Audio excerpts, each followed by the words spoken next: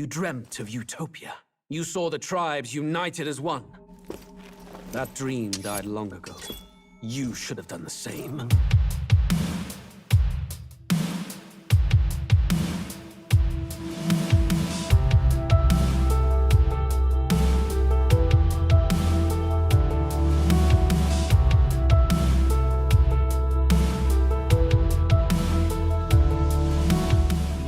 Hello, everyone, and welcome to the Autumn Colors podcast. I'm Sozo. I'm Arashi. I'm Snowy.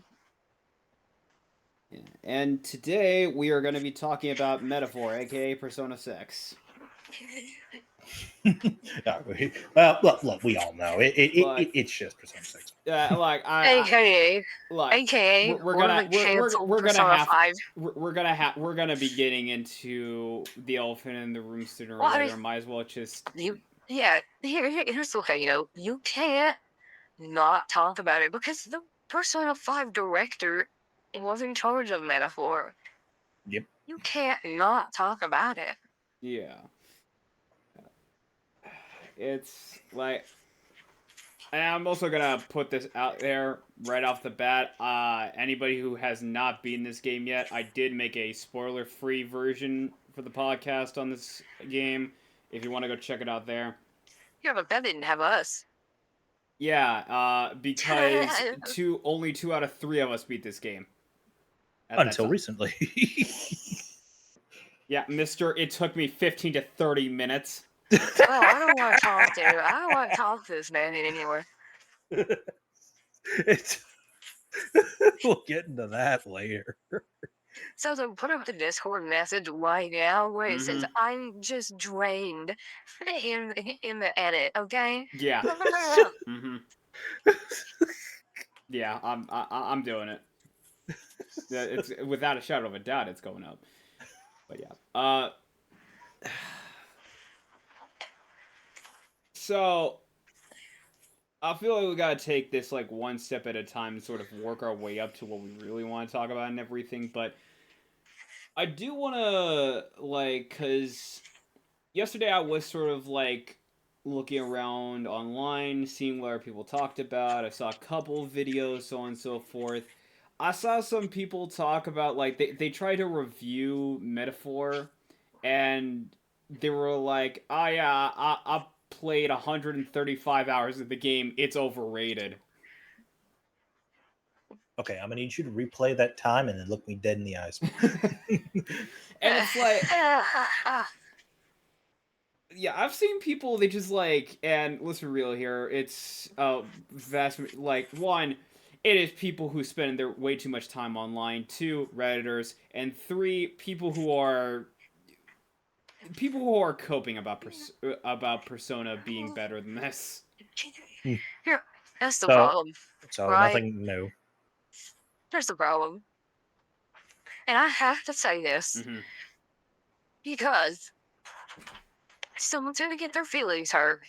And someone's going to take all of what we're about to probably say the wrong way. Fuck 'em. We love Persona. We like Persona. The game is fine. Right? We don't hate Persona. We just hate you. We just hate you.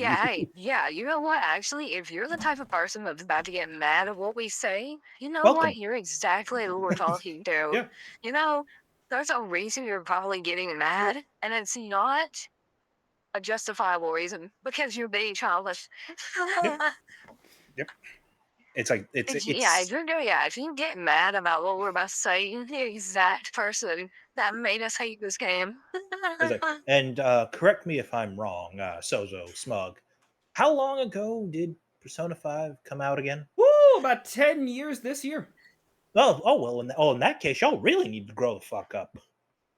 Yeah, about 2 years, and then it came out again 2 years after that. It's funny because last time I checked, this game is supposed to be for people who are ages 18 and older, meaning that a lot of them should be about well into their 20s at this point. Interesting. No, it's not. It's not rated M. Can we get into that? And yeah, let's talk about the elephant in the room. Why the fuck is this Gabe, why the fuck is Metaphor rated T for teen and then Persona 5 is rated M for mature? There was an on-screen lynching in the first 15 minutes of this game. There is a lynching. There is murder. There is murder. blood There is on lynching. screen. There is actual oppression and racism. Like, Nah, but rated teen apparently. they're related T for T. There's so much dark stuff in this game that Persona doesn't even get near. Do you guys want to talk about the Hero stuff? Holy crap, man. Oh shit! no. I thought the UFO stuff. You want to talk about the? You want to talk about the fucking Judas? genocide? Judas' sister Rella? Yeah, like you want to talk about boy. the genocide? Yeah, like, oh my god. No, How is this rated game teen, by the way. rated T? Rated teen, by the way. Bro, the main character's backstory is his race in his hometown were burned to the ground. By all accounts, he has every right to be the villain. And yet he chooses to be a hero. Yeah, oh yeah, by the way, we already did give you a warning to, not close. Not We listen to already- this look, unless you play it. We gave our warning. We They, gave our they, warning. We're going in. And also, it has been how many years since this game's come out? I have held off on going in detail about spoilers with this game. I have agonized on not talking about the final boss for so fucking long now. Bro was on his deathbed the I whole think time. I think I'm allowed to let loose once in a while. He's going to come out 2024, I don't care. But, Okay, come on. yeah, there's like I want to kind of cut back to what I was talking about earlier about the whole thing of people saying this shit is overrated. It's just like, look, Is it look. Is it the greatest game of all time? No. No. I will even argue, unlike certain people that we can name right now, yes, it does have things to criticize, it does have its flaws, it does have things to nitpick. Yes, that is very valid. But I think the positives outweigh it. yeah, the positives that way, and on top of that, it's also the context, because mind you, the people that were going to be, like, actually looking towards getting this game are the people that most likely were sick and tired of the company making these kinds of games. Because, aside from some titles, Atlus hasn't really produced a genuinely interesting JRPG in a hot minute. Yeah.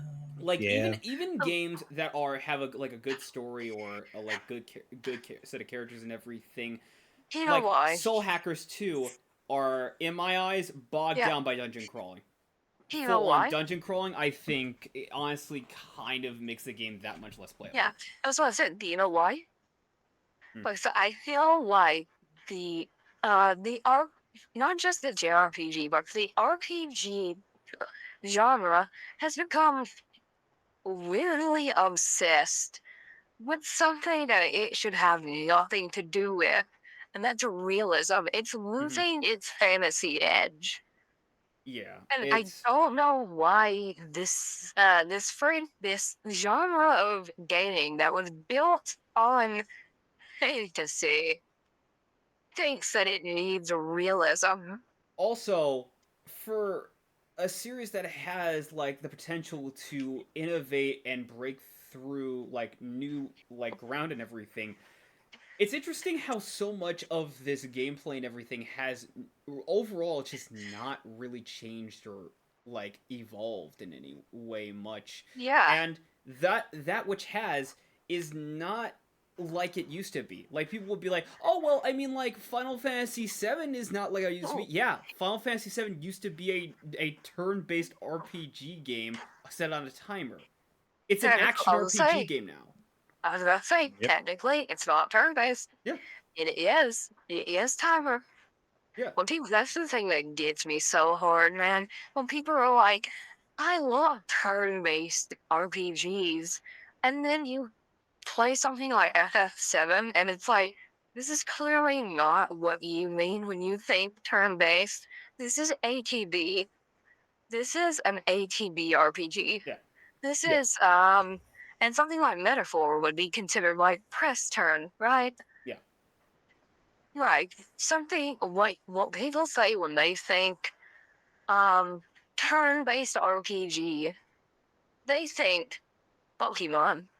Yeah, like I was I take literally like yeah. about to bring that up. Is like legitimately, it's interesting how so much of what the JRPG and the RPG scene has been doing, like if it can just be traced back to Pokemon, chances are it's not doing anything new. Well, 99% of it traces back to Pokemon and Shin Megami Tensei. Yeah. Yeah, And fair. even before that, you could argue that Ultima and Wizardry were the reasons. Yeah. It's like it's in this in the like the more I dug through that fucking rabbit hole, the more I was seeing other people trying to bring a shit. I was just like, oh well, metaphor. If metaphor Refantazio is overrated, then that means Expedition 33 is overrated. Okay, look, they're popular games and they're well written, but y'all really need to like shut the fuck up on this fucking quality slop. You only like it because it's good type shit.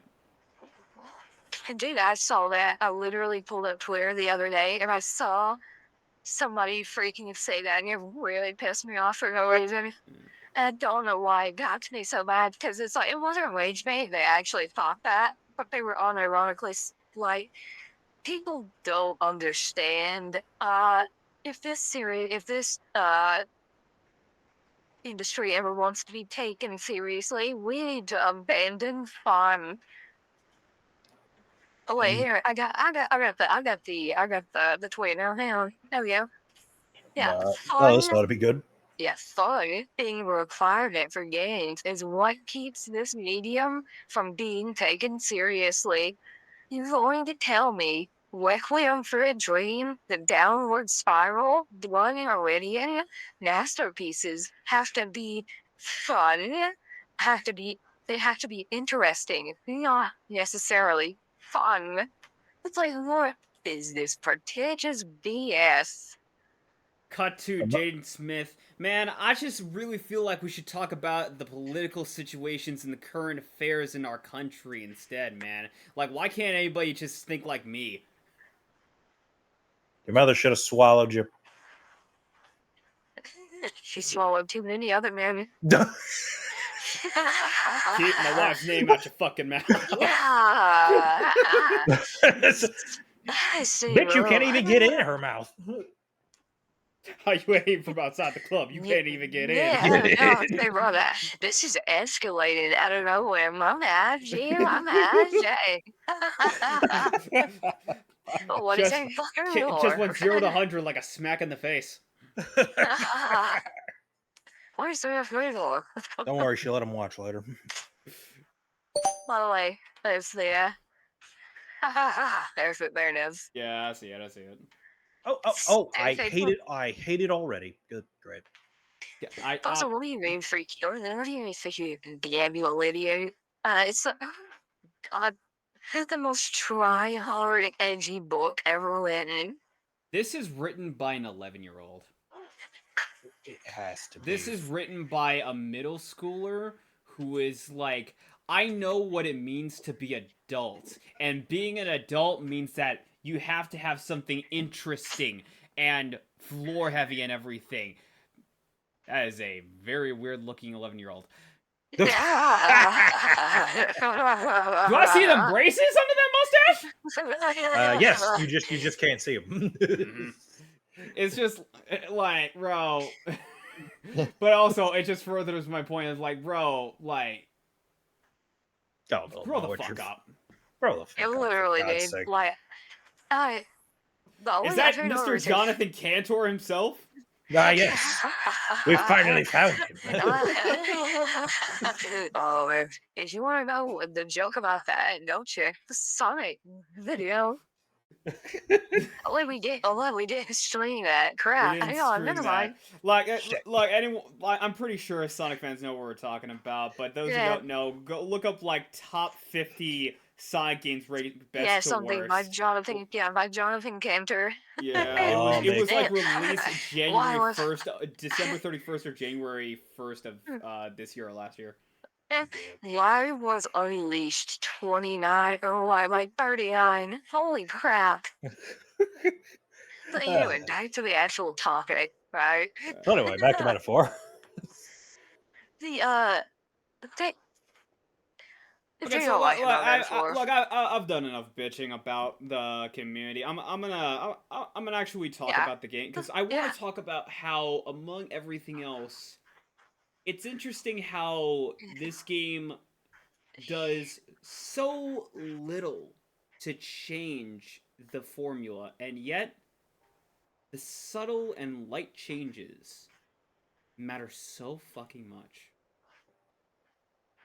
Because I want to talk about one of my favorite things out of the gameplay and everything, and that is the open world transition to turn-based combat.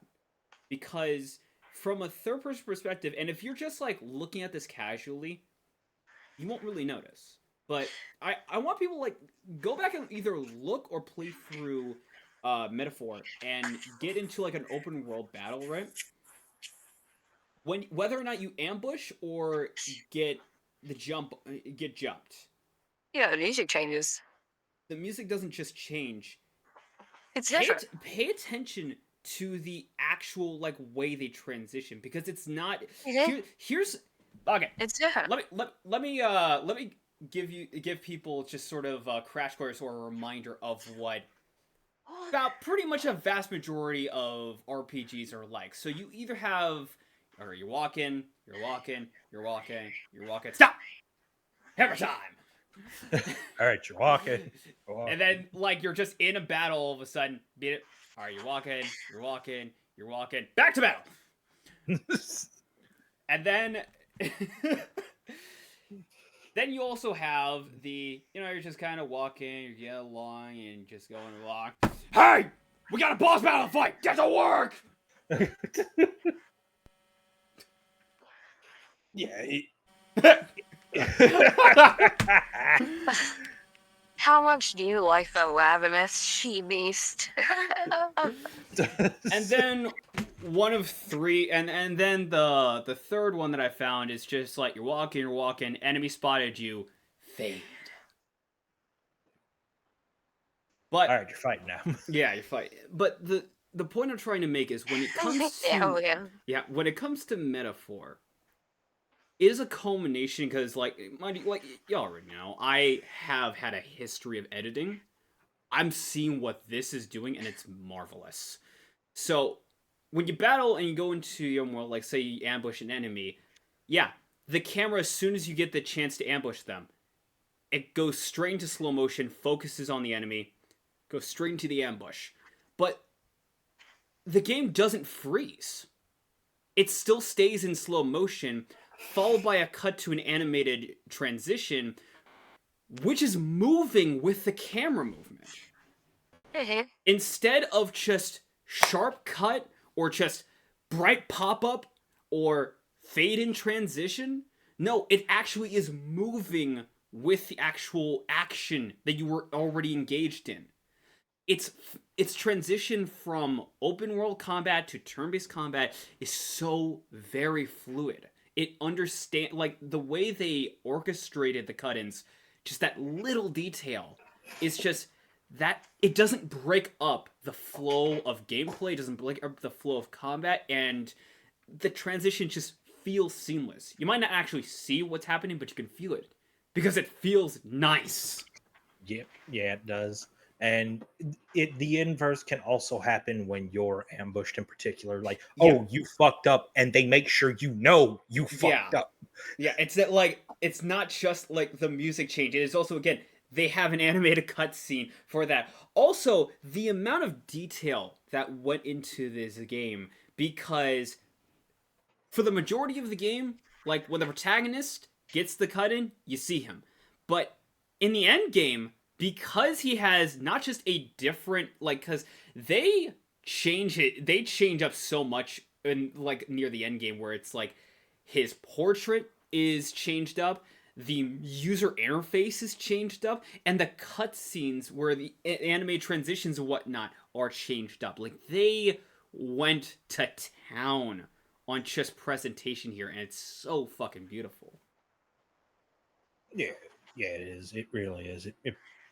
It just makes me glad that a style like this isn't truly gone. You know? And then there's the like part I love so much, and that is the indicator of level progression. And I know what some people are gonna say. It's just like Metaphor. This isn't the first time that like a JRPG or ARPG or in regard has done anything like this. I mean, Persona 5 has its ambush like insta kill ability, and Tales of Berseria has the hoverboard. And I'm like, you're right, but you know what they both don't do? They both don't understand again the flow of gameplay, because Persona 5, the insta kill ability, It's it always auto cutscene, and it always breaks the pace. breaks the pace. It freezes everything. It switches camera. You get a slight animation, and it just freezes everything. In Tales of Berseria, yeah, you're riding on a hoverboard, but if you're over leveled, all the enemies just disappear into nothing. Like, there's no there. Like, it's effortless. There's no tactile. There's no tactile feeling. Yeah. Yeah, but with here in Metaphor, Metaphor, with Metaphor, hitting enemies actually like goes from, okay, it's an indicator of how strong you are, how strong they are, to, okay, you're way stronger than them. You don't need to go into turn-based combat every single time. So we're gonna skip that, give the experience, and we're just gonna move on from there. And it also allows them to put clusters of enemies together, so you can just like cleave through them and actually be like, "Oh man, I'm kind of a badass now." Yeah, and the trade-off is, if the trade-off is worth it, because like enemies, yeah, you can also just hack enemies, but they're not just gonna sit back and do nothing. No, like, they will get opportunities to attack back. But the weaker the enemy, the less chance they have to actually just jump you and then just punish you. Oh, I'll be right back. Yeah, right. but thing that I did learn, apparently, even if say you are super over leveled and are in that mob just wiping them out, you can still die if you're too cocky. Yeah, you can absolutely still die. Like, it is like, the way they handled this is, it feels alive is the thing. It doesn't like it's like grinding in this game feels so satisfying, especially with how high risk and high reward is. Like, the final dungeon that I was going through for about 3 days just grinding in. Yeah, those little fucking bulbs that summon more and more demons and whatnot. Like, I had a segment where it's just like, if I get attacked once, I'm just gonna get dragged into battle and I'm gonna get punished. So I literally just started dodge rolling and just dodge rolling all these different enemies and just have them follow me around and trying to get the slip up and then taking out those bulbs. And when I did, I got all of that experience and they just all disappeared. The fact that there are little moments like that throughout combat that you can actively, if you're smart enough and you're careful enough, you can actively avoid the turn-based combat and ultimately still get ahead. Like, that detail I really like. But at the same time, if you do just want to like get your level up with the turn-based strategy, that's still a viable option. Hell, you don't even need to attack them. You can just sneak up on them and then just ambush them. Yeah, that just honestly, it just adds a whole new layer of things to how you want to play the game. And not to mention, again, with the enemies, it's not as simple as, oh, this, like, all these enemies, they can just smack you and they're good. Like, they just smack you and that's fine. No, multiple enemies have different ranges and different variations of attacks. Some of them will just strike you with a weapon, but others will just have like magic circles, or all others will just explode. There's a plethora of number of different attacks and abilities that these different enemies will come across that you need to be aware of and pay attention to. Otherwise, you're just gonna get the shit handed to you. Yeah, I've fallen victim to that many a time without even realizing it. Yeah, it is just like the amount of detail just front to back about the gameplay here is so worth it. Yeah. And it just doesn't like it doesn't even stop there, because I haven't even talked about their way of utilizing how many fucking archetypes you have. Because yeah, unlike, well, Persona, this game lets you switch out different kinds of summons and different kinds of superpowers for everybody in your party. And every side quest or every dungeon you go through, every one of them has like, all right, so you're going up against these enemies or these enemies. It's probably recommended that you do this, or it's probably recommended that you bring, this type of fighter in. Because, yeah, if you bring the wrong type of archetype in, or the wrong type of weapons, or whatever in, you're gonna get cooked. But even then, that's never a guarantee. Because that's another thing I like about it, too, is that this game, yes, it does have weakness exploitation, but you will realize as you go in, that is, like, so low on the priority. You will realize very, very later on that weakness exploitation it's one option, but it's an option that the game will regularly also, one, account for, or two, take away from you, or three, punish you because you only had one strategy. Like, for instance, weather in this actually is a major component of that affects battle, because certain weathers throughout the day will end up affecting combat to the point where, yeah, that fun little, oh, I get an extra turn every time I hit a weakness. Yeah, on certain days, that will get removed. That will get removed, and instead, you just have to go through your turn like normal. Or, by all means, if you miss, it costs you more than one turn. It costs you more than one turn, depending on how many turn archons you used. Or if your attack gets repelled, or vice versa. You just flat out lose your turn. You just flat out lose a turn. It is like, the combat here is just well thought out, and it feels like they really wanted to go full on in with the difficulty, because, yeah, if it sounds like all that stuff is like, oh man, this sounds really tough and difficult, I don't know how I'm going to keep up. Yeah, that's absolutely the focus here, because the game is so fucking challenging. It does not pull any punches. Oh, like, yeah. Like, for all the jokes that all the ribs at me for like beating the final boss in like 15 to 30 minutes, it was a trek to get there to begin with. So yeah, and like the final boss, like, I grinded for that. I did everything I was supposed to do, more or less. Phase 1, challenge, but not impossible. Phase 2, I was in there for about like an hour and a half or so, until I like realized, oh, the tech, if I just bring in these skills that allow me to actually just repel magic and physical, I could just skip his turn entirely and get more damage in. Followed by phase 3. I'm here to tell you right now, we don't care. We don't care. Like I said, for all our jokes, I can the certain mechanics you showed me, like, and I saw like high pressure, the max anxiety thing.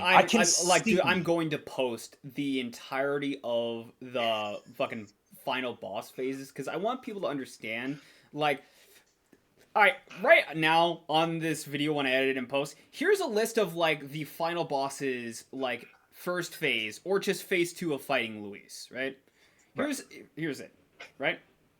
Okay. And then phase 2 of that fight, or as I like to call it, phase 3, it starts off with the text saying, by the way, all of those moves he keeps. Here's everything else that's added.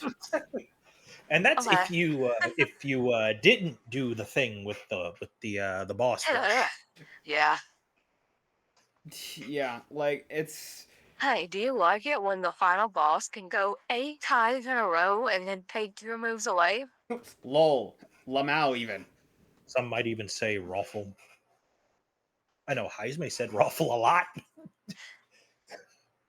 But I was about to say, are we getting into the point where we talk about the characters we like? Okay, Smug, who's your favorite character and why is it Yufa? I mean, there's a difference. I love Yufa in the context of her friendship / possible romance with Will, but I think my actual favorite character is Hulkenberg, honestly. Valid. Yeah, that's fair. She's a completely different character than what any of the promotional material gives you a vibe of. And that's just kind of what I liked. Yeah. Yeah. Honestly, I like them all, but if I had to pick a favorite, it would be Stroll, and it ain't just because of his awakening, which next to Basilio's is the best awakening out there in the game. Also, At least, Sozo, can we get to your for your favorite character? Well, my favorite character is Cabbage Man from the town. I'm kidding. my cabbages. No, it's Basilio. You know that? Yeah, it's fair. It's one of those instances where it's like, cause look, I was going through this. You'll know this. I was going through this thinking this was just Persona 6, and I was thinking, look, these guys are obviously going to be like the later final boss or something. Like, it's obviously setting up for that, or they're obviously going to be party members. But the way they handled it, and the way they handled their characters between Del and Basilio, they actually feel like, that's the thing, they actually feel like characters. They don't just feel like, here's your next party member. They worship at your feet, Protagonist. That's the thing too, and that we're skirting along, is that just about every awakening in this has its own identity to it. Yeah. Because like, they're all characters. They're all uniform. Like, for the main character, Will, right? His opening is not really all that... It doesn't really matter all that much. It is literally just the case of, like, alright, well, we're backs against the wall, need a new power. That's... To be fair. But here's the thing, Sozo. But here's the thing.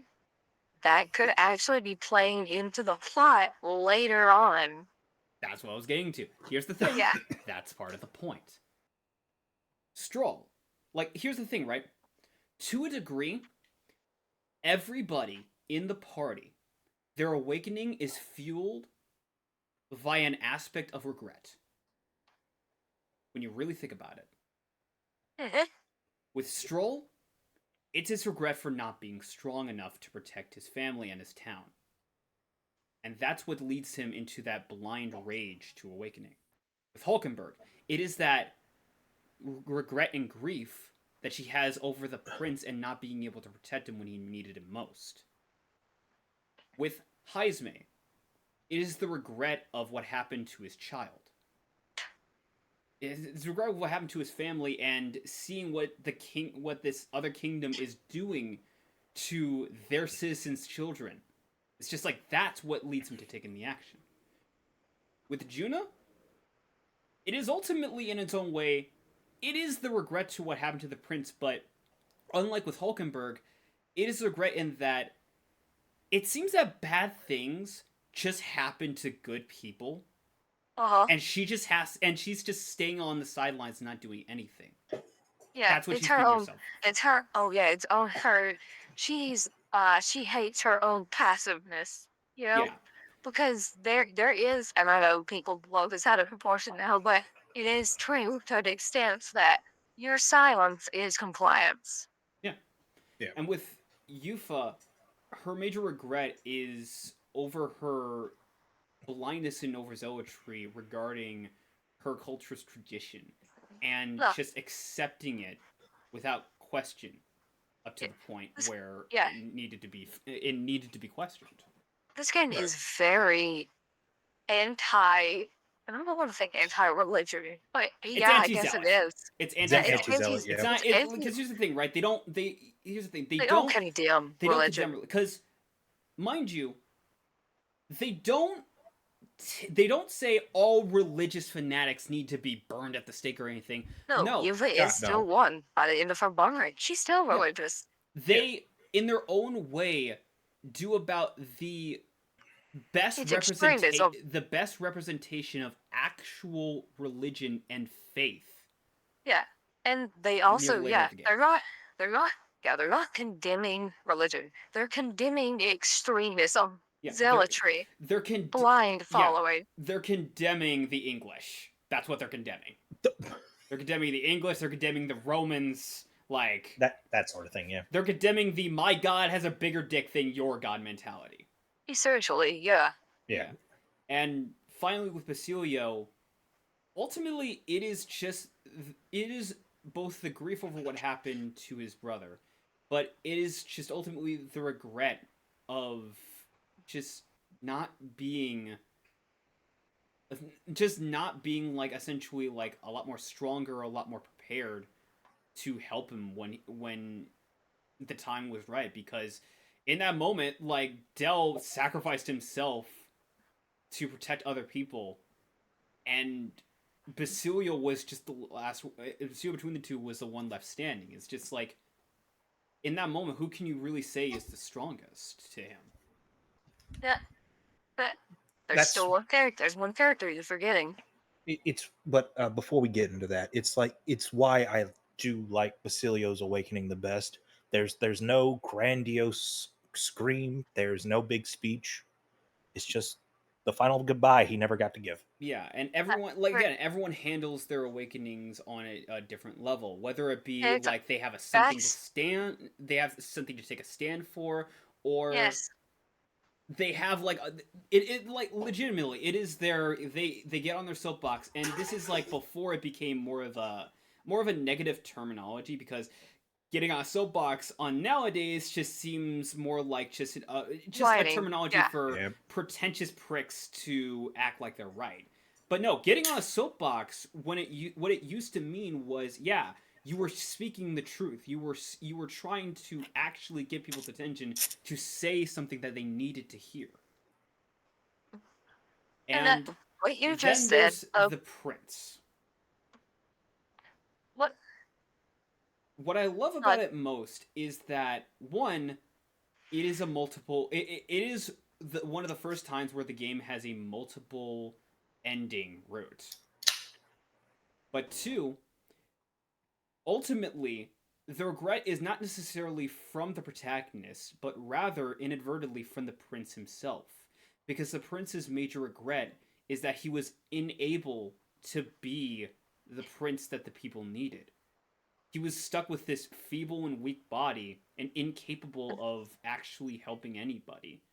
So, legitimately, his own will and consciousness manifested itself. His own will, his own soul, dare I say, manifested itself. Why your name is that? Yeah, you were literally the will of the prince. Also, his gay lover. Well, we'll get into that in a little bit. Okay, we'll get into that in a little bit. And of course, and of course, we're also forgetting one more, Luis. Luis had an awakening too. Yeah. And it's pretty clear that his regret is over. Just ultimately, well, it's interesting because his regret is probably the biggest story-driven narrative, in that he regrets believing in fantasy, believing in the possibility, because everything that here's the thing, right? Luis isn't evil. He's such a good character. Luis isn't evil. He's such a good character. Yeah, he's just a realist. He's a realist. He knows. Do you know what he is? He's literally what the freaking Persona 5 team tried to make Akechi into, and they failed horribly. Yeah. Yeah. He is a less, I want to say, like, he's a more militaristic version of the leader from Strega. Yes. Because absolutely, the thing about Luis is that everything he does from the get-go, thinks he's right. It's not just he thinks he's right. It's fueled by certainty. He exactly. never leaves anything to chance. Legitimately, he says, while Yufa is in the room, look, I mean, if you weren't gonna... I was gonna more than happy just burn down the village and then just take it for itself. Yes, it's fucked up to say, but It's true. It's true. Without certainty, that would have given him what he needed. Because he didn't need the cooperation of other people. He didn't Well, so need yeah. their faith. He didn't need them to believe in them. He needed results. Yeah, and he is literally the most interesting character because he is the hardest one to argue against because he's like, I'm the only one that really has a plan here. Yeah, one of my favorite moments, one of my favorite moments of Luis is the dinner party where Stroll encounters him about what happened to his Yes. family. It's just because yeah, it is a fucked up thing for him to be like, yeah, I was the one who basically like gave the green light to burn the whole place to the ground. It's just like, but at the same time, could you really say that it was all in vain? In the end, because look where. in the end, you walked out of it alive, and on top of that, you came back stronger than ever, with power to be able to protect anyone to prevent anything from happening again. It's literally he literally is the embodiment of the ends justify the means. Yeah, and he's done absolutely right, because that's another thing. Like Persona likes to do that whole ends justify the means, but very rarely do characters. And they never commit. But very rarely do characters through. feel like that. They just feel like extreme interpretations of certain ideologies or certain beliefs. There's a reason everybody says, dude, why are the Persona 5 villains so freaking cartoonishly evil? And it's like, yeah, there's a problem with that. Yeah, and there's a reason why, like, Marky, by all means, was the most interestingly written character.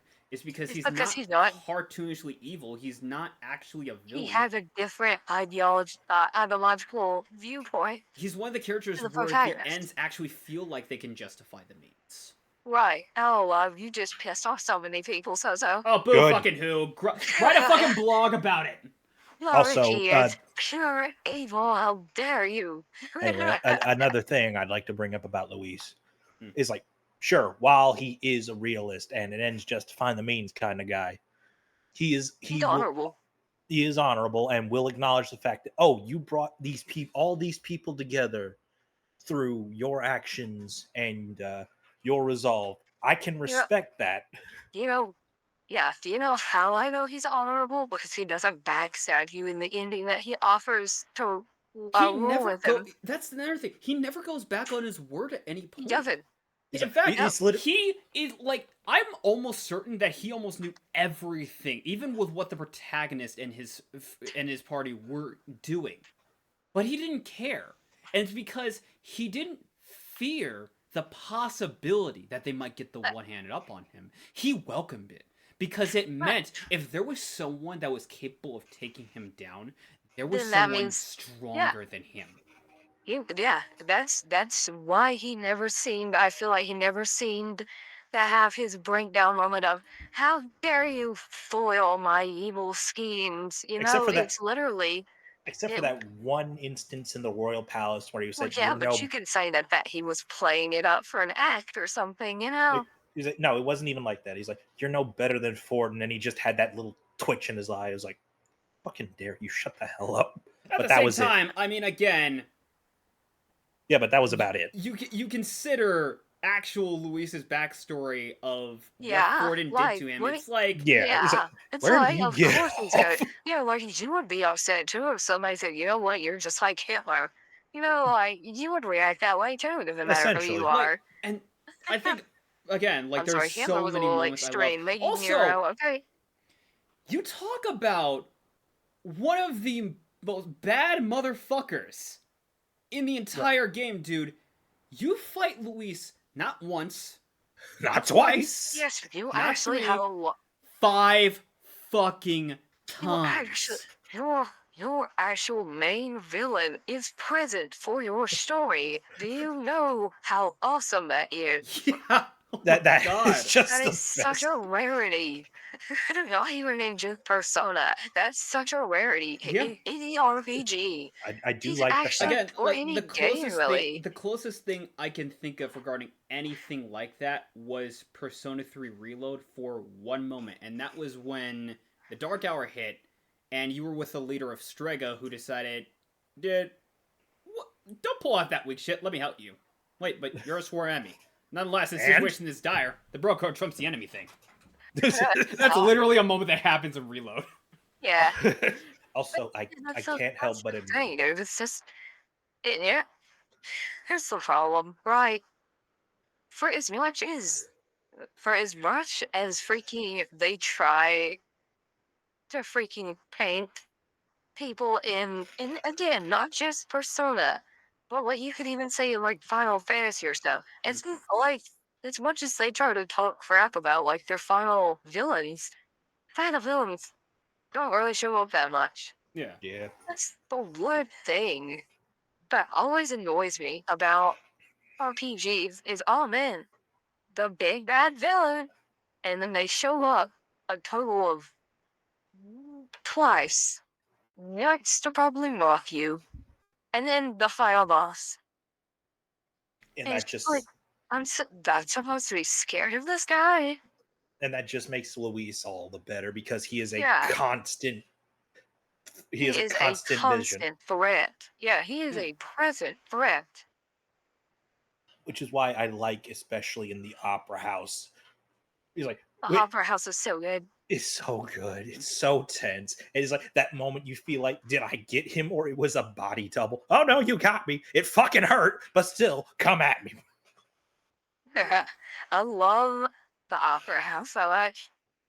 Yeah, it's and again, it's just like look at the welcome like to just dude, I also one of my favorite scenes, dude, is again like this game's focus on religion because with a single scene, he just like by all means like I need people to like understand how brilliant the fucking writing in this game is because in one scene, Luis just made everybody immediately fucking terrified and scared and unsure by taking away a security blanket. Because Yeah. in one scene alone, he removed the king's magic, the thing that was the only other reason why this tournament was going on as was. The only other reason was Fortin's fucking presentation to try and wave away any kind of doubt that he shouldn't be the king or anything. That was the only other reason. With him out of the picture, there's no other reason to continue the game, really. Not that much. The only reason is the king ultimately wants to declare a winner governed by the people. And ultimately, Luis is like, look, there's not really a whole lot of contestants left. Just get rid of the magic. Let's just have it all out. Winner take all. I literally have a cheat code in my hand. Turn this shield off. Which, again, leads me into, I'm gonna be real here, probably the best Atlus twist villain I have seen in a long while because, dude, Rella is just such a major fucking surprise. Who even expected Rella at all? It's not just that. The way they handled it. Like, okay, the closest I can think of regarding like, oh, this was actually done really well in regards to like Persona was Adachi. Because Adachi actually like, he hid what he was doing really well with his aloofedness, that act he was putting on. But yeah, when everything was put all together. I don't know why. It's just like I don't know. Here's the because thing, right? Like, Adachi always struck me as weird. He is weird, but at the same time, He it's always just like was, and I don't mean that as in I can't believe you thought this. How dare you? It's just I don't know. He always struck me as okay. You're a little too incompetent. at the same time, it's like, and also like, I think Golden itself goes out of its way to add more to his character because they give him a social link now, and it actually, in my eyes, I think with the way they handle it, especially with the new ending, it makes it feel a lot more like it makes it feel a lot more like Jesus fucking Christ. But the reason why I bring it up is because like the way they handled the reveal at the time was actually really well done, because there were so many questions that were hanging up, and the game was like, on top of that, both for better or worse, the game pretty much turned near the end. Persona 4 turned into a walkthrough game. Like, oh yeah, you want to be able to beat the game in its entirety, you're gonna have to look up this walkthrough and do every little detail. It's like, you really need to do all this.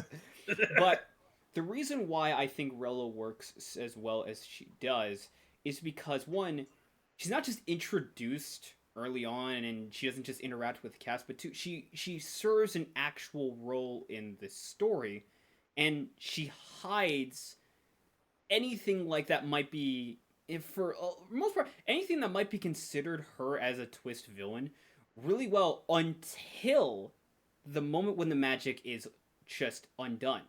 Because literally she says to herself, well, fuck it. We ball. Fuck it, we ball then. But even then, right? Like, That's what she says, essentially. even then, right? Pretty much. But even then, right? Like, the way they handle her actual character, again, it feels a lot more organic and believable, as opposed to what Persona does. Because her whole being a twist villain, yeah, she fully at first leans into the act. She wants you to hate her. And then when her like last card is played and everything, it's revealed that no, she was being used this entire time by the church. It's such a tragic twist, though. Yeah, to do their dirty work, and because she was blackmailed into it, which is immediately not unlike, not an unbelievable like. And route. you know why? Right. This is probably why people still love and care about Rella, and they really just despise characters like Adachi or Akechi or whatever, you know? 'Cause it's like, you're just a prick, dude. Nobody made you do this. Also, let's be real, it's because she's a woman. Like, yeah. Eh. Like, When you tend to get like the softer. look, give Maruki a pair of tits and a cooch, and I guarantee you a lot less people would have a problem with them. Hey, Sozo, guess what? We already know how that would work, and you're right, because that was in the Strikers. Mm-hmm.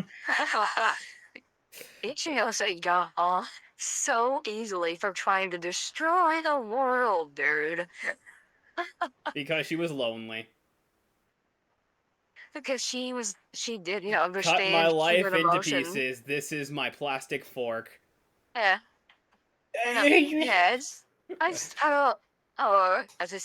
But I'm like, oh my gosh. again, it's just like, are you serious? cut back to Rella, where it's like, once everything is revealed, it's like, again, this is where I love about how they treat religion, is that she is probably the closest thing to an inspiration of Jesus Christ, in my eyes. Because legitimately, she had died, and as an extension, everyone ultimately saw her as a symbol of faith. They saw her as an actual goddess. Like, that in and of itself, to me, is like, that I feel is a really good understanding of not just like, the workings of religion, but also the understanding of faith and how important it is to a lot of people. Because the reality of the situation and the truth coming out, it ultimately, like, shuts so many people down. Like, hell, the fucking noble dude who was fighting for the church just realizes, what am I fighting for at this point?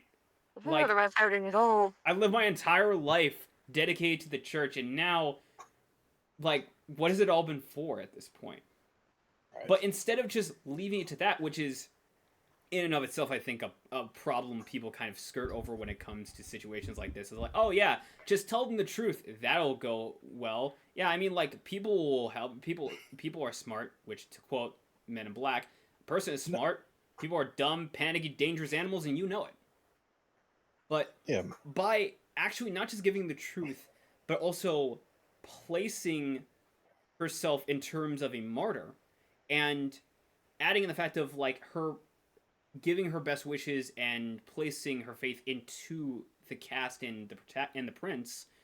Ultimately, by that, she not only cemented like the followers of the church and their faith into who they should now follow, because for a while it was torn between, oh wait, who should we follow? Should it be Forden or Rella?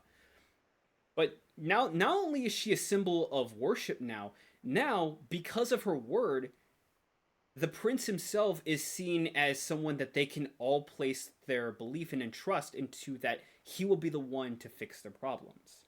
Like, that to me is a great understanding of humanity and how to ease their worries. Yeah, that is a great way to put it.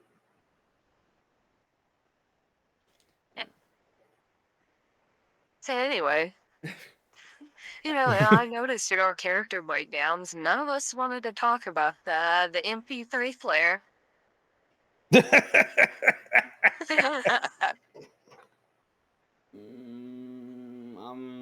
Don't really know if I want to, considering I know how the fuck the internet is treating her. Turtle's like, oh my god. She's fine. Anyway. She's fine. Anyway. Like, I will say this. I don't know what it is with anime RPGs, or just RPGs in general. I don't know why so many mascots have to be so fucking annoying. Like, You did it like Gallica. let I me don't think it was finish. annoying. Let him Let finish. me finish.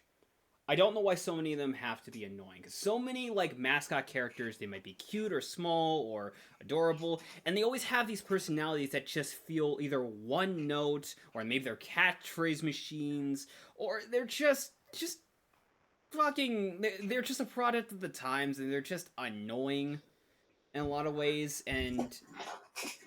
in comes Gallica as a character that's not only a mascot character, but actually a well-written one. It's just like, I just wonder, where the fuck was this kind of writing and this kind of characterization for a vast majority of RPGs with a mascot, you know? See, I want to You can say imagine. Persona, we're thinking it. Here's the thing, though. It's not just Persona. There's a number. It's not. It's like I said with the other. It's like I said with the other thing about the villain thing. It's not just Persona that does that. Yeah. It's not even just RPGs that do that. A lot of games do that. Heck, Far Cry 3 is literally criticized. Its biggest moment is, this game will be better if, the main villain didn't die at third end, you know? Yeah. So I like to imagine that they wanted to make other earlier mascot characters this well written, but corporate said no. They gotta be. I don't know if that's a mandate. Yeah. Like, I don't do know. have to wonder if it's like, maybe it's like something to do with the fact that they're, despite the fact that, the people who made this are their own studio, Right. and even though they're held under Atlus, maybe it has to do with the fact that at the end of the day, all of their bosses are still at Sega. And, yeah, they have some, I would argue, unreasonable demands for some of their works. Here's the trade-off, right? You get good writing and characterization, but you have to sacrifice the freaking waifu sim element. Sold. I was gonna say, you get good writing, good characterization, but you sacrifice gay love. Is that true?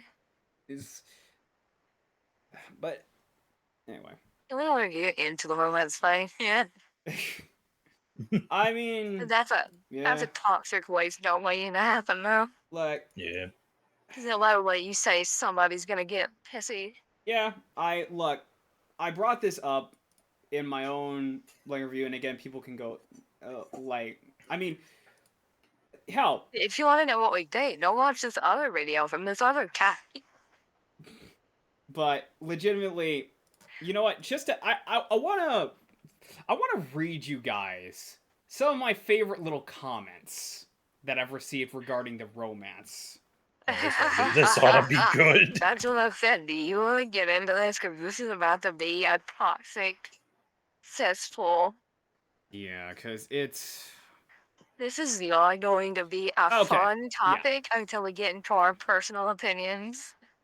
Okay, and don't worry, I will post this into. But it's just like, look, I gave my thoughts and opinions like in full about this. I don't want to drag it whole down. I'm just gonna let you guys react to. No, I remember these comments. I Yeah. saw these comments. They gave me an aneurysm the first time. So That I have is one so comment here. First comment. Regarding the lack of, because this is in my video regarding talking about how Metaphor is not going to have any romance. The comment says, it's not a deal breaker, but it sucks not to have it. The game is literally about a guy claiming his throne, having a canon Having a canon romance would have been great. What king doesn't have a queen? And mind you, this was before the demo came out. To which I respond, Yep. what about another king? What about another king? Another king. What about another king? Answer the question. They did Yeah, not. well, I'm They not did fine. I'm They fine did with. not. Yeah, I'm fine. Yeah, I'm fine with. Yeah, I'm fine with romance being here if we can get gay options. Second comment. A few things that I think you got wrong. First is the fact that a story becomes less serious because of the romance's inclusion. They are not mutually exclusive things. In fact, Oh. romance is one of the proven concepts that work to make a story feel important. Why do you think, despite all the hate it gets, damsels in distress are such a common occurrence? They're not. They're not. Not anymore. And second, why would a political fantasy be dead set on being a dating sim? Well, because political settings are built on family relationships, and in case you've forgotten, political alliances built on marriages are one of the most common things that happened in history, as well as creating a lineage for a royal family. Hell, not having a new ruler because the previous one did not have descendants... Mind you, before the demo came out, is also a key story trope for political medieval stories. Yeah, hey, you know what? Yeah, you're right. Politically arranged marriages are a thing usually in these types of settings. And you know who has one? One of the villains. Mm-hmm. Imagine that. It's because it's not a good thing to have. Yeah. You want to hear my favorite one?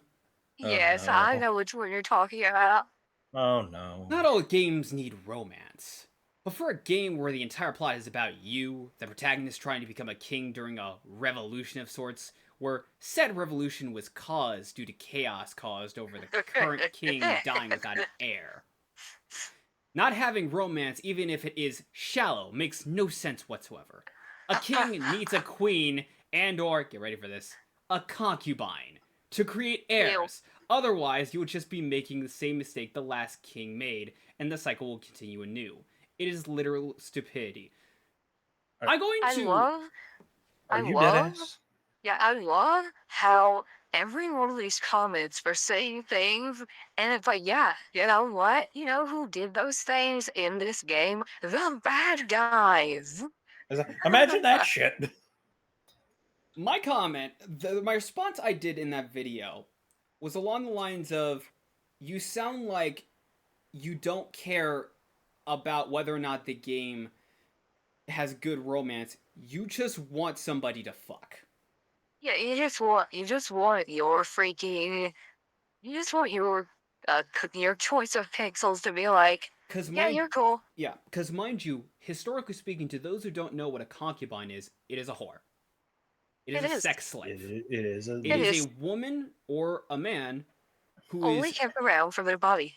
Yeah, they're kept around by a person of power, so that they can give birth to a child for the sake of political power or political leverage. A lot of the times, the concubines or sex slaves are usually brought in via another kingdom or another country as a way to sort of get their foot in the door for, hey, like, our person from our country gave birth to your child, so therefore we have some power and connections, and now we're in this.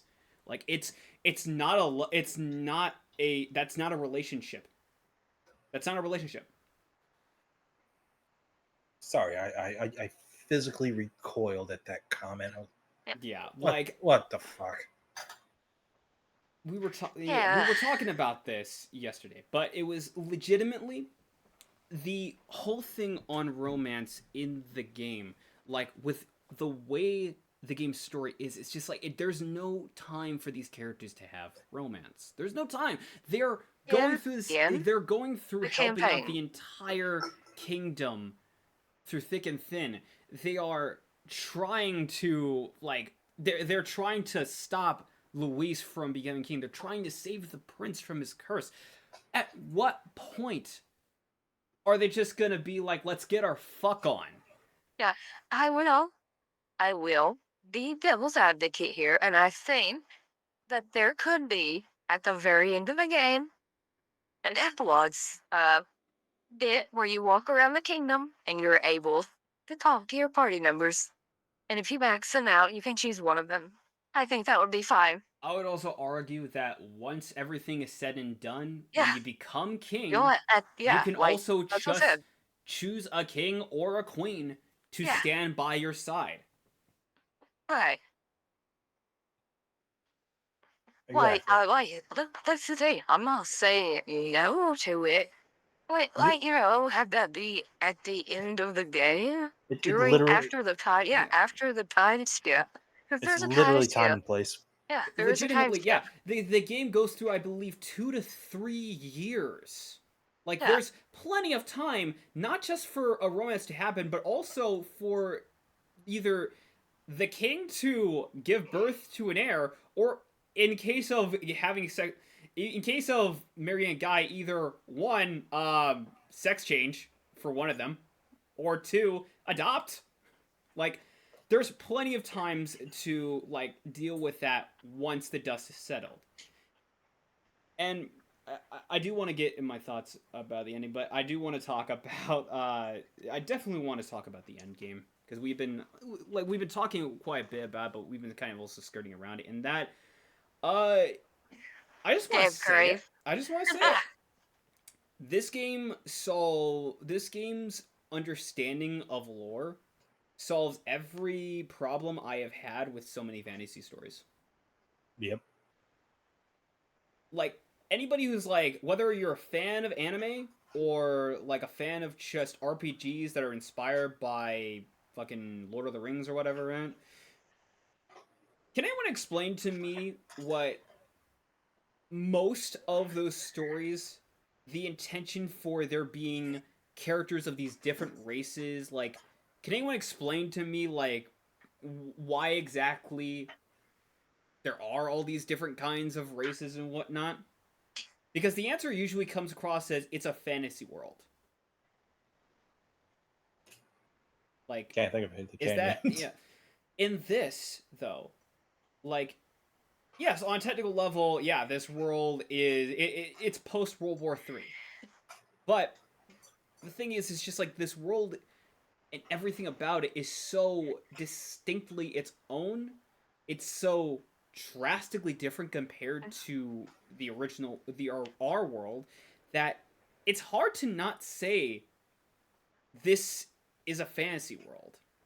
It's really hard to not say it's a fantasy world, and ultimately, it's just like the fact that the whole thing with humans and everything, like coming full circle in that, yeah, it's all connected. Like, these humans don't just pop out of nowhere. No, we're all humans, but over time we have grown these different features that give us growing these different features, or our bodies have transformed or atrophied in ways that have changed over the long course since the war.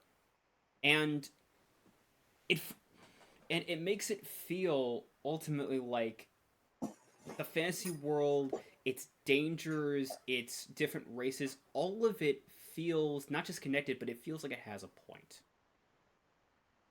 And that to me is just like the fact that so much of like the world itself, of this fantasy world itself, has so much of its like lore built around it. And on top of that, the whole thing around it is revealed in this series, and arguably this series' most hated race, and their history is such a great detail. How they're essentially how everyone's hatred of them is propaganda and fueled by the church. Like, that's a really good fucking detail. It really is, though. Like, it's just Also, every time, the minute I went through that entire lore dump about the truth about the elder race and just everything about the old world and how all the tribes came together, I admittedly couldn't help but laugh at the irony. It was, oh, you hate this entire race? Well, guess where you came from?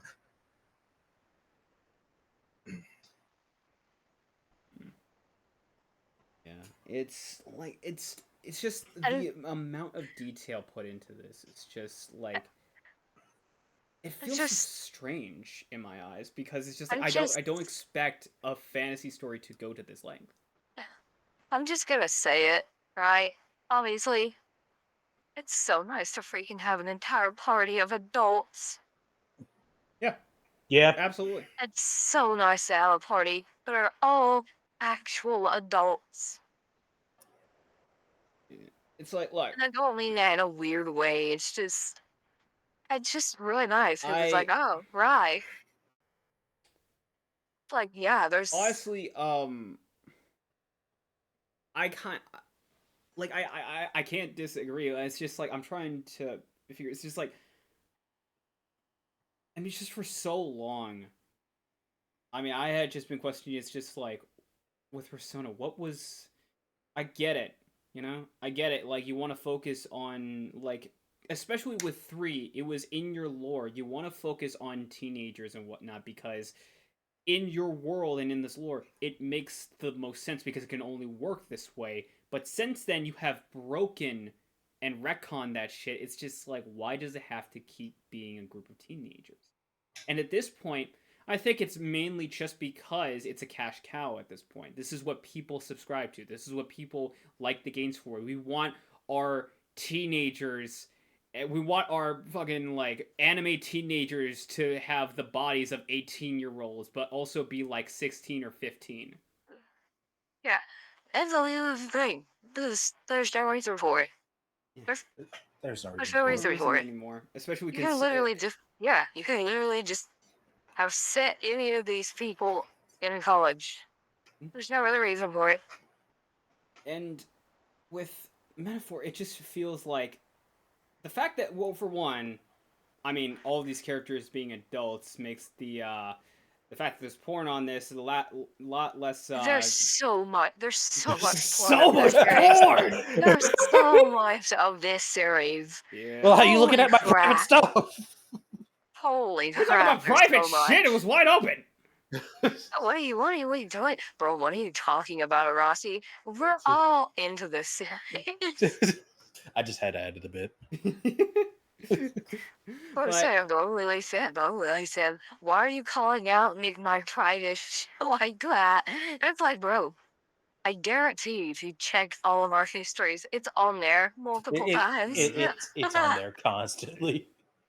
yeah, it like definitely. I just love the fact I do love the fact that they're adults. But God, such a nice change of pace. yeah, and moving on to, honestly, I want to talk about something that I was talking about yesterday, and I kind of want to bring up here as a sort of theory that I have about this game. So by the end of it, um, like, a lot of stuff comes out of the woodwork. They have a lot of people are saying, people on some level, like, give this game shit. It's just like, oh my god, it's just reveal after reveal after reveal, but it's just like, they're good reveals. They're reveals done well. That's what I like about it. And also, it's just like, the amount of reveals is just like, it answers, like, all these different reveals just answer so much towards the characters, so much towards how we got here and the story and everything, and it adds a little more. But yeah, if it wasn't like this, from the book the character has, from the ideologies the main cast focuses on, from the antagonist and what he preaches and what he practices. This story is entirely focused around the necessity of fantasy, the necessity of believing what isn't real and inadvertently making it come true. Do you believe fantasy can change the world? Yeah. I And do. that's where I feel like I feel like my theory regarding the actual like end game of this holds a lot of water and is both dark but also really fucking like fitting. We get to it. So by the end of the story, when you get to the final dungeon, you beat Luis the first time. The whole party is just surrounded by nothing but humans, and they all have to fight to the last man. It's a full on like for reach moment where just the current objective is survive. Survive. All of it until finally the last people left are pretty much Nereus, who's flying the ship, Gallica, and the prince. And Luis is trying to control the prince, to which at first I thought, oh, he was gonna have like another awakening or something. No, he actually just straight up rips out his own beating heart and dies. He's like, I'll go out on my own terms, bitch. Leading to more, which we haven't actually talked about at all this time. I'm actually kind of surprised. I genuinely wanted to save it for this part right here. Yeah, but Moore, who has been the person who's been helping you out this entire time, Moore actually revealing who he is and revealing that everything before you is nothing more than just some fantasy written by someone else. In reality, everything just drops and the whole scenery cuts to a shot of Tokyo. And everyone's around you and it's just like, this is the real world. You don't have to live in that fantasy world anymore. You can live in here, and you can actually live in a world that doesn't treat you like it doesn't treat you badly because of your race or your heritage or anything like that. It's a world that is truly equal. It's a world that is truly what you would want. And that's one of those multiple choice endings where it's like, if you accept it, the game ends there. But rejecting it to go back to that life is to see the world before you, ironically, as its own fantasy. In that the world that you came from was the real world, and you want to go back to, and you think you have a second chance. To which, if you do it that way, yeah, everyone shows up, you're perfectly healed and everything, and you get a second chance to fight Luis. My theory, among everything else, is that once you charge after Luis and the main character with his own heart, my theory is everyone died. My theory is that everyone died in that last battle and didn't get to see, and none of them got to see how the rest of it played out, leaving Luis to pretty much become the king. Which adds to the whole focus and narrative around the idea of, can fantasy truly belong in reality? Can things that aren't true become, if you believe it enough? And in my eyes, fighting for the idea that that world was real, that that world truly was actual, like not a fantasy, it was actual your life, and you fight for it. And to fight alongside everybody for the final battle against Luis, in my eyes, to me, that reinforces this idea that because of that reality of just, yeah, he died, and everyone else died there. Yeah. Technically, Luis Right. won. Luis won. Yeah, for But- all intents and Yeah, purposes. technically. And in this fantasy, this hypothetical timeline, the main characters all survived, and they get one more shot to take down Luis and win. And in my eyes, to quote the Hogfather, you need to believe in things that aren't true. How else can they become? And I think that just, in my eyes, cements it as and the beautiful thing about it is they don't tell you any of this. They don't tell you any of this. When that moment happens and you face off against Luis, you have no idea how exactly they all got in the ship, because they just decided to stay back and try to take out as many humans as they could and everything, while you try to head after Luis. You have no idea if they lived or died throughout that entire thing. So the idea, and they tell you this, but you never see it. They never show it. So the idea that this whole new route, this whole new world, is one that is entirely created through the protagonist's desire to make the fantasy of actually like setting things right and making the world a better place and everything, to set things right and make it real, to me works so well with the narrative of the story.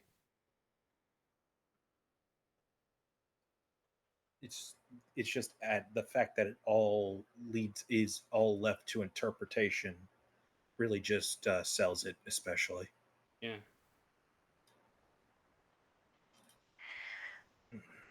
Yeah, I think that's just it. There's so much about this game, and I really can't do it justice. This really is a Doing my fucking don't best play here. it yourself. Yeah. Oh, do what? I'm doing my fucking best. Yeah, no, yeah, no, that's what I'm saying. Yeah, it's just there's so much about this game that I can't do it justice, and I hate to make it sound like, oh, you just don't understand unless you played it. Quality No, I'm slop, you not only like saying. it because it's good. Yeah, listen, all I'm saying is that fun be a requirement for game. Oh my gosh. Yeah. um. Yeah, it's just, and I love. There's so much good stuff. But the bond rank stuff in this game is some of the best character writing.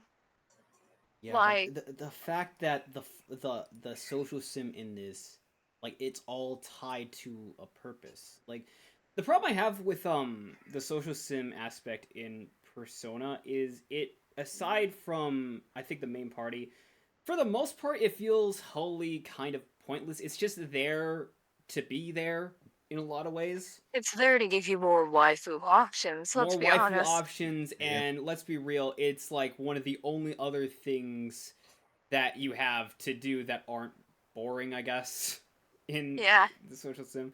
But here, it's like everybody and their stories, all of it all of it work to better, serve you both on your journey and you in terms of a player. Because yeah, you're like, it's, the game plays it up. It's fitting that they don't really focus too much on like the prince throughout the entire time, because the game is playing up the main character as, at some point something's going to happen to the actual prince and you're going to have to step in for him, because that's how it feels throughout the entirety. That, yeah, the prince is going to be saved from his curse on some way, or maybe not, but in the event that he's not, well, there's got to be someone who takes his place. And who better than the person who has been going from kingdom to kingdom, from place to place, helping everybody and listening to them and trying You know, to deal with their issues. Right. Yeah, can we talk about that next? That Will is actually a character. He has a voice. He talks often. And And that's so nice to actually have your protagonist be a character. if I had a nickel for every time I played a JRPG that had a main character be an actual character, I'd have 2 nickels, which isn't a lot, but it's weird that's happened twice now. Hey, why can't you do it more? Not to be fair, you could name like Final Fantasy 7, 9. You know? I mean, to be fair, like, I mean, I was thinking of Sakura Wars, but then we could also be like, I mean, there's also Valid. Soul Hackers as well. Yeah, it's like, oh, I got the joke you're making, but like, I was like, No.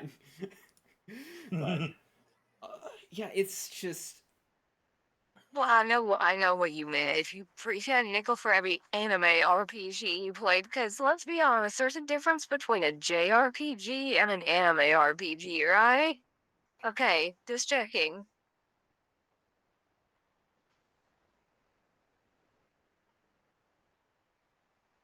Well, Hey, don't did I everyone kill speak up at someone's... once. Yeah, I was gonna say, did I kill somebody's dog? Holy crap. You did it in front of me. Well, literally, there's a difference between a JRPG and an anime RPG. You freaking are.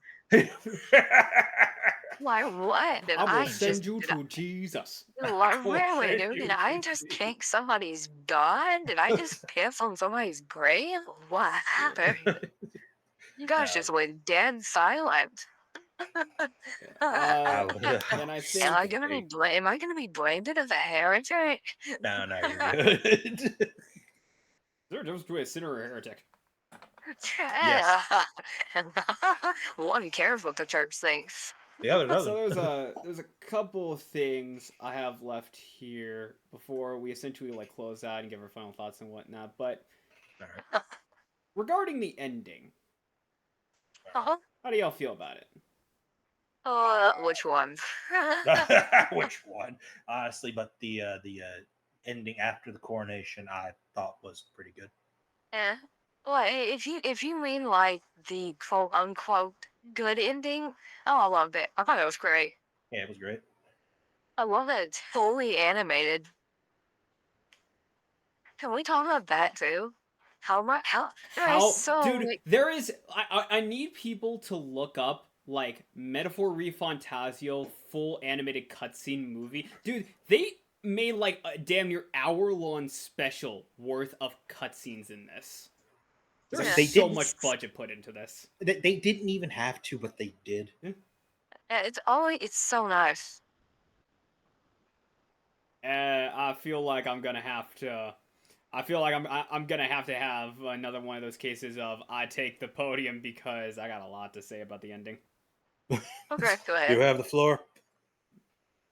So I'm just gonna Does read it? off essentially my thoughts when I first beat it because it has been about 3 months, almost 3 months now since I beat it, and like a lot of it is just foggy in my head the way I beat it. But literally, this is what I said.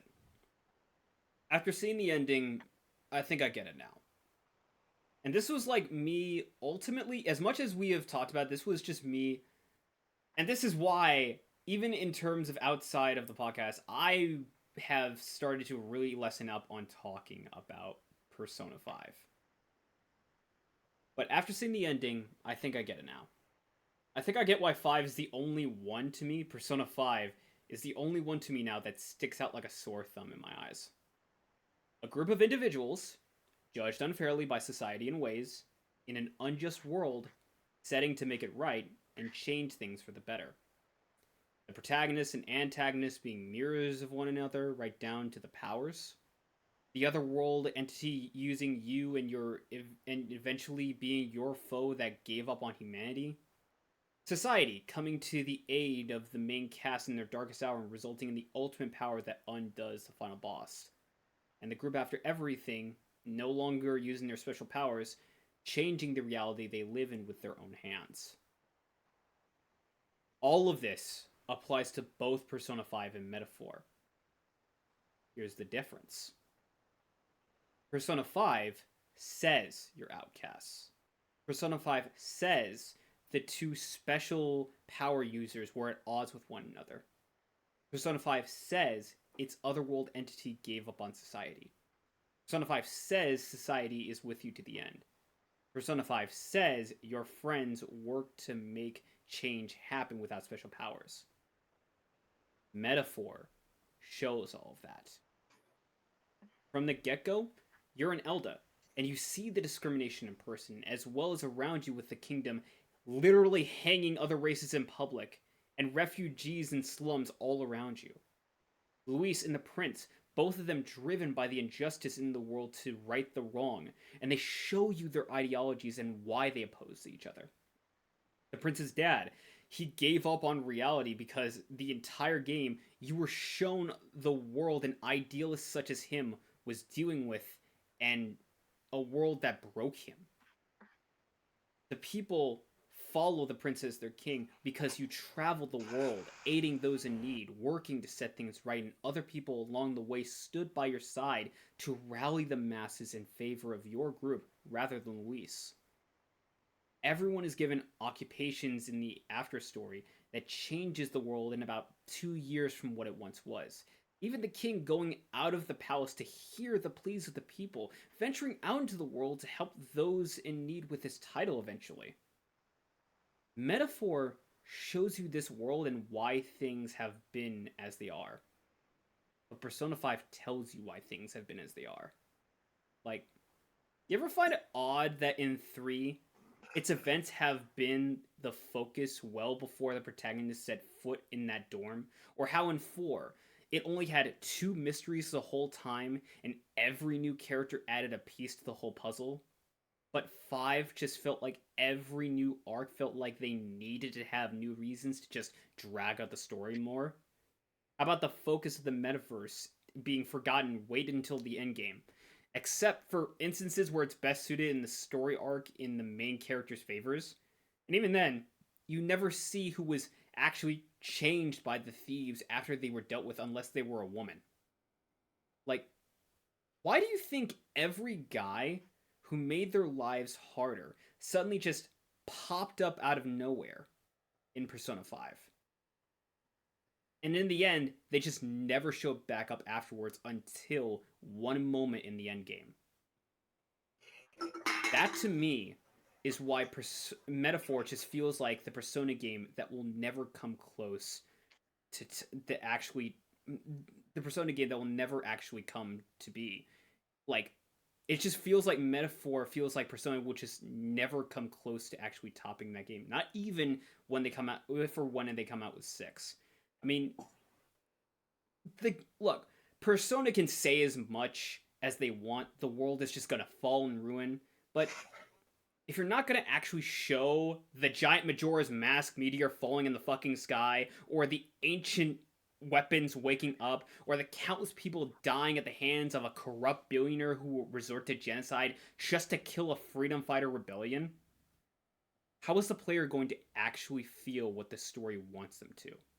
Like, the more I think about it, and even now, it just makes more sense the more I think about it. Like, this to me, like, this whole thing, after beating Metaphor and everything, this was just like the last piece of the puzzle I needed. Because it just let me finally rest and give Persona 5 a fucking, like, just stop dealing with it. Because this entire time, before this game, I was just like, why couldn't this game be the way it is? Or why do I have such a major problem with this game? Just with Persona 5. The black and white viewpoints, the hair mingle, the co-workers saying they're friends, the combat, the faulty accuracy of the thematic power system they created, the personalities, the different story arcs, all of it. It's all done in a game directed by the exact same person who had no strengths. Like, 5 felt like the director and the rest of the team, for that matter, in their own ways, were forced to make a game like that because otherwise it just turned away a pre-existing audience. But Metaphor just felt like it wanted its own audience. And that's why I think a number of Persona fans just don't want to talk about it or just flat out hate it. Same reason why people just flat out loathe Teen Titans Go. Because the game wasn't made for Persona fans, and Persona fans got pissed off because of that.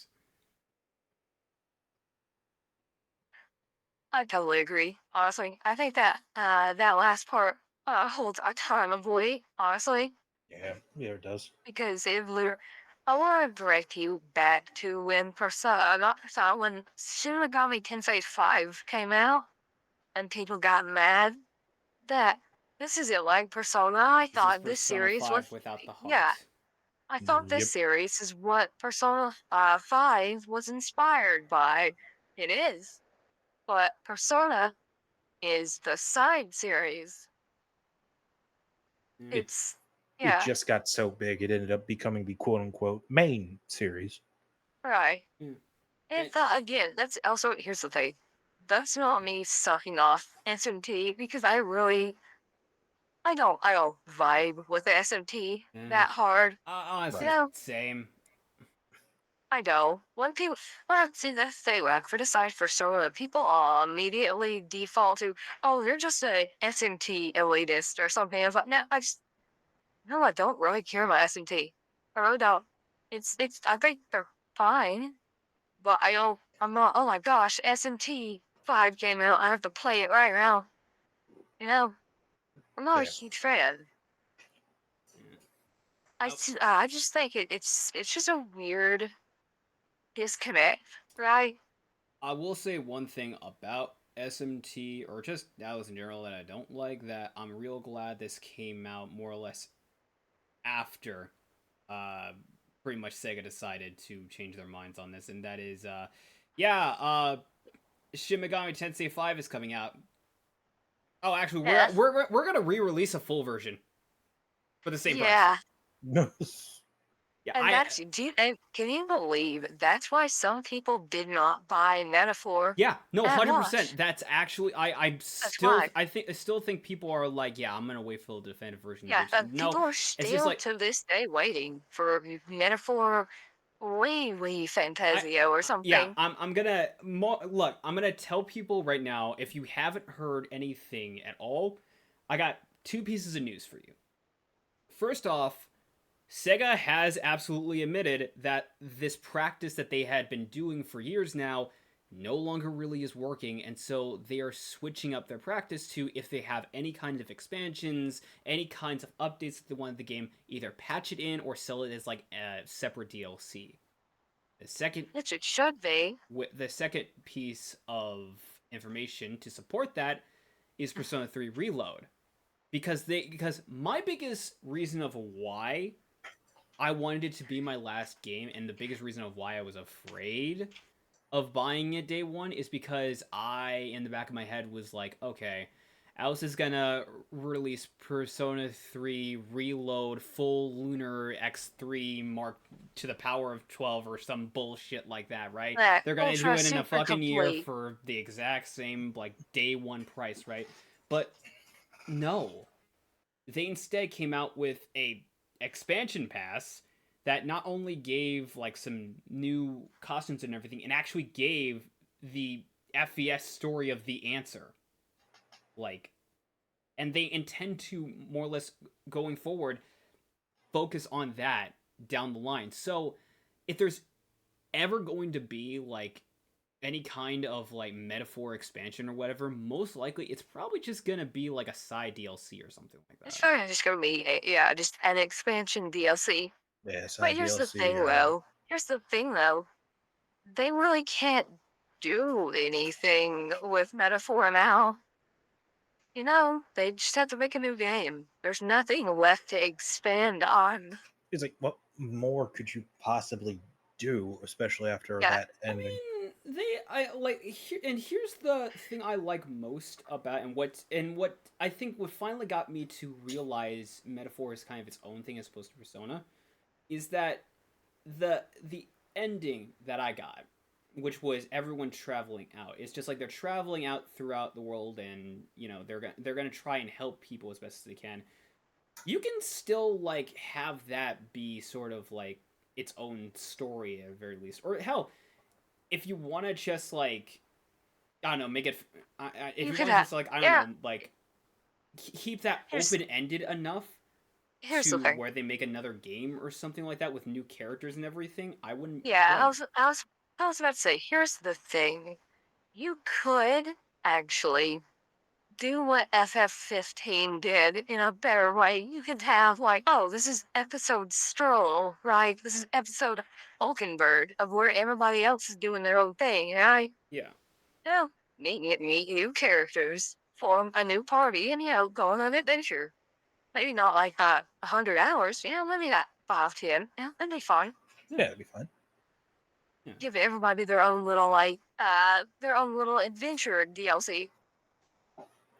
And like bringing that up, I will say, I'm just gonna say it, dude. I am perfectly fine with this being either the only game out of Metaphor we get and the studio moving on to another Yes. project, or this getting the Final Fantasy treatment of every game in this franchise Yeah. being its own story with its own world and its own characters. Yeah, anthology. Yeah. Like, make it an anthology series. Do not try to make Metaphor 2 and it be Metaphor 2. Do you understand me? If you're gonna Because go this, down that route, fucking tap into the roots of what you've been dealing with. Make like do to Metaphor what Persona did with 1 and 2. Like make it expand.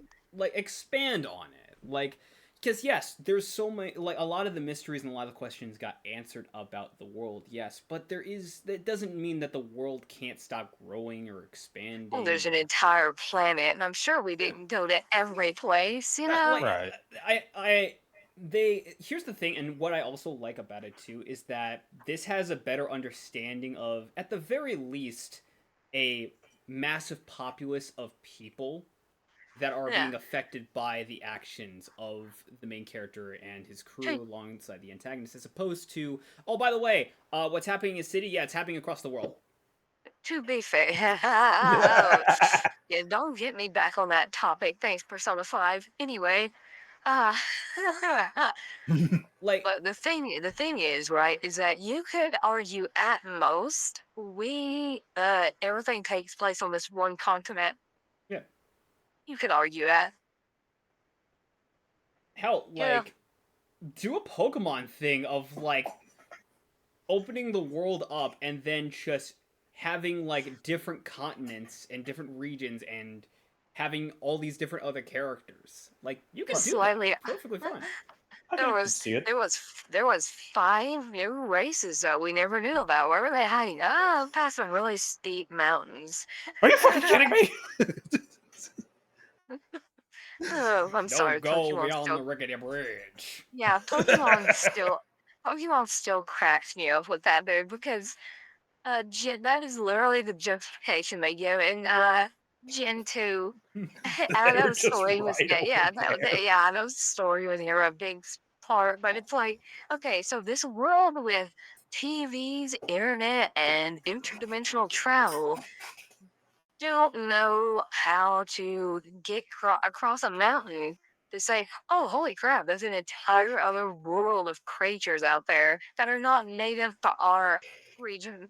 Yeah, but Weird. you know, Kanto has that short-term memory loss there. The sign says open, but nobody's here. In I'll give it development. 2 hours. Ah, you Josh. Fair words due. I like the explanation in fucking the manga a lot better. Why are we going to Johto? Oh yeah, giant monster released from the final fight and everything just escaped there. Shit. Ah, shit. You know, fair enough. Yeah, this, like, honestly, it's just, like, after playing this and everything, Metaphor is just, honestly, I feel like a game that I mean, for one, I'm not having to deal with the usual subjects, the usual subjects making the experience of being a fan of this game a hell of a lot worse than it is. So I'll have that to thank for it. But on the other hand, I mean, this game is just like incredibly interesting, and like, to me, it's just like it gives way to, like, if they want to expand further on this story and these or these characters or this world in general, or hell, create a whole new world. I'm not really gonna be mad. Hell, if they want to go like Borderlands 2 on this, right? And then just make this, yeah, we're gonna make this we're still gonna make this a world, but because of the events that had happened in the last game, the world kind of changed in iffy ways, especially considering that everything with like the church is pretty much kind of gone and magic is now more rampant than ever. Like, Yeah, here are the Yeah, results I of could that. go with that. Yeah. yeah, you can actually, like, hell, that would probably, if anything else, that could probably be what replaces the power of the archetypes in the academia, like, because Actual magic. Yeah. yeah, because, like, hell, if they want to, like, just keep that as in fucking Metaphor 1, and then make Metaphor 2 where it's just like, all right, we're replacing that with just magic because everyone can do it now, I'm not going to complain because I'm fine. We don't need this. Like, a lot of people were giving it shit when it first started and whatnot as, oh, it's just a discount Velveroom that's discount Igor and everything. But actually focusing on like more and the narrator, which, well, we've swallowed everything and I don't know why I'm hiding it. It's King Hythlodaeus and his wife. Yeah.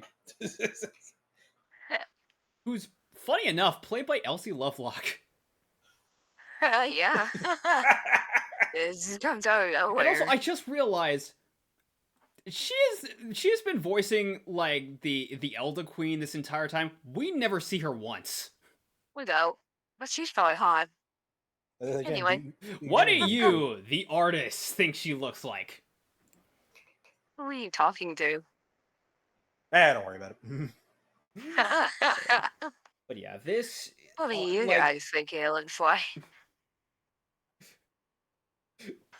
big old Tanagra Cougars. Among us, Angalunga, no, Logungus. Oh, that's what she looks like. Wow. Okay, I get it more. Don't worry. I get it more. We got you. Holy crap. But yeah, like, dude, I love this game, man. I really do, and Oh yeah, absolutely. This game's amazing. it's Yeah, it really is. like, honestly, it's just like it's just one of those games where it's like, well, for one, I want to go back and play, but I am not fucking playing that boss fight again. I swear to fucking God. I'm not doing that shit again, dude. That took me 3 fucking hours and all that fucking bullshit I had to deal with. No, I'm done. But it's definitely like a game that, for the time being, it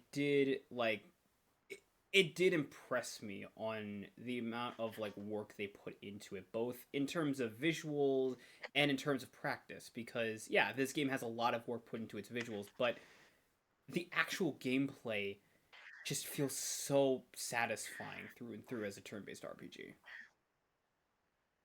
Yeah, I understand that. It's really good. It's just a really good RPG, man.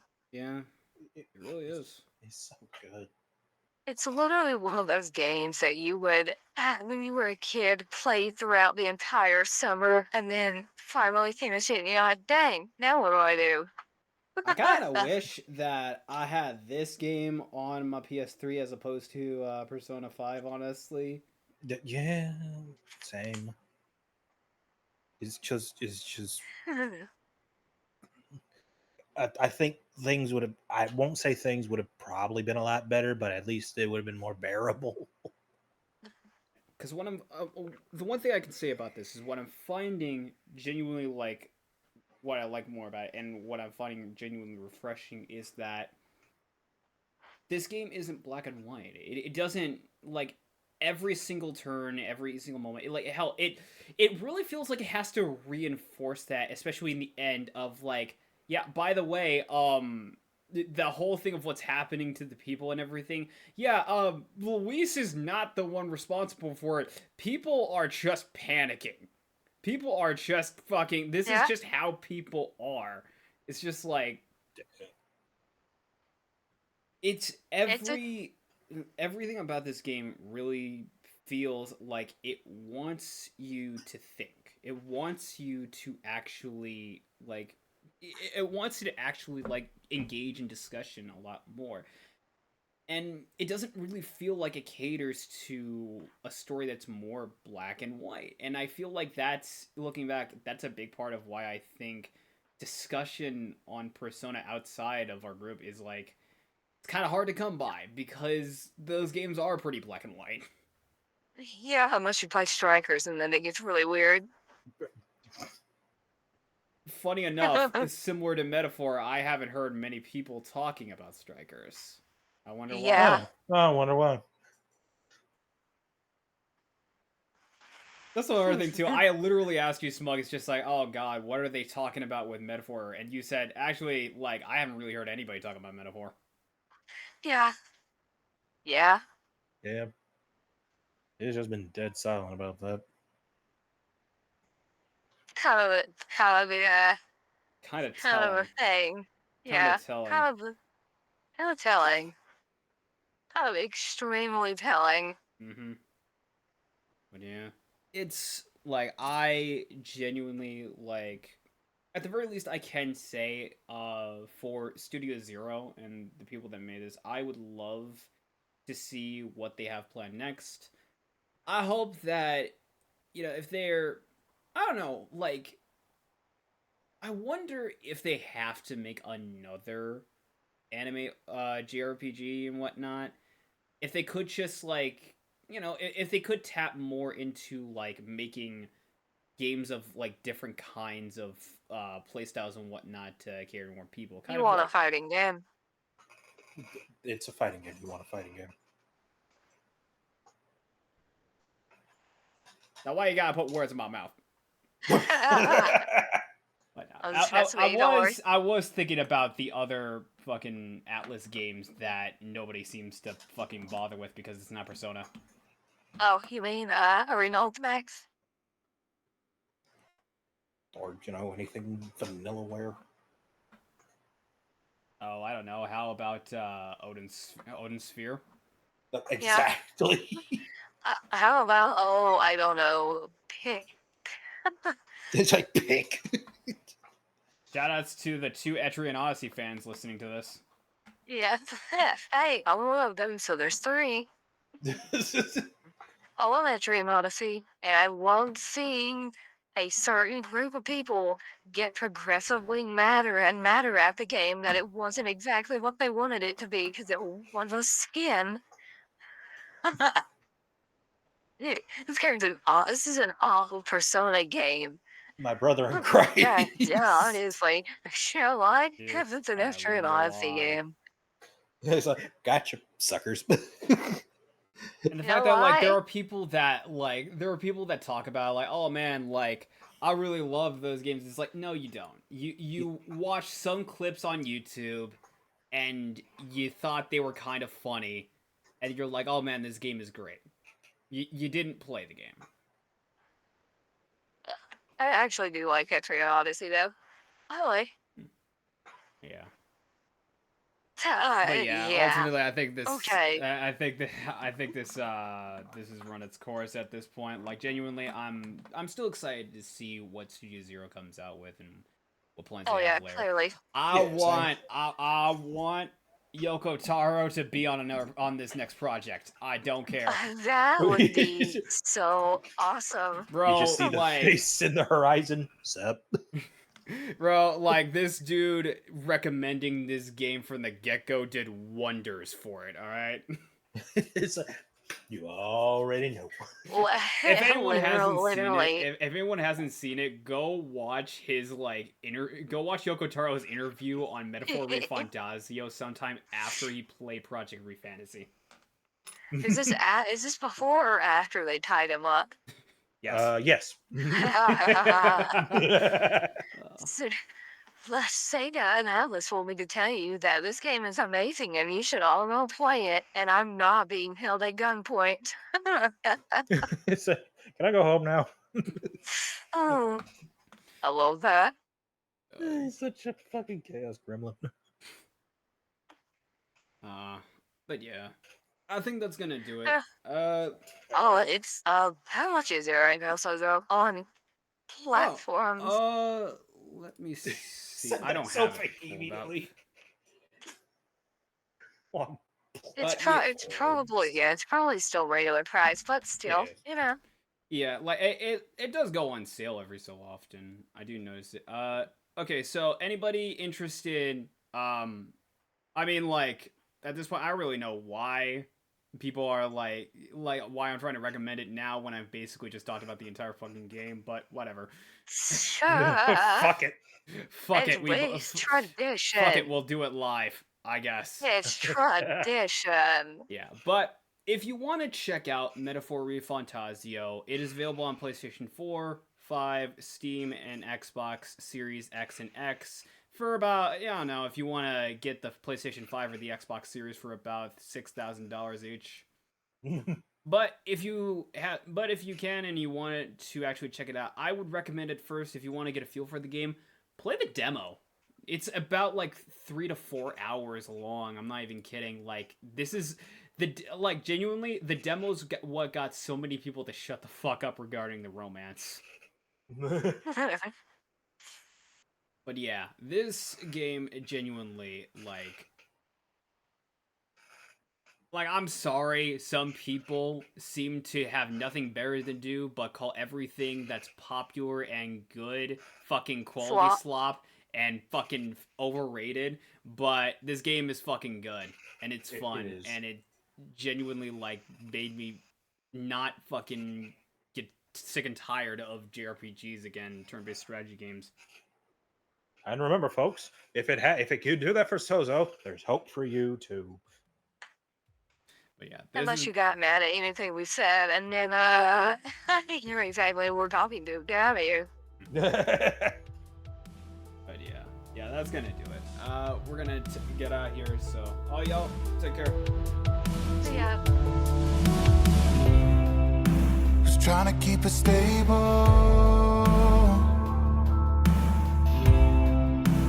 leading from a place of fear.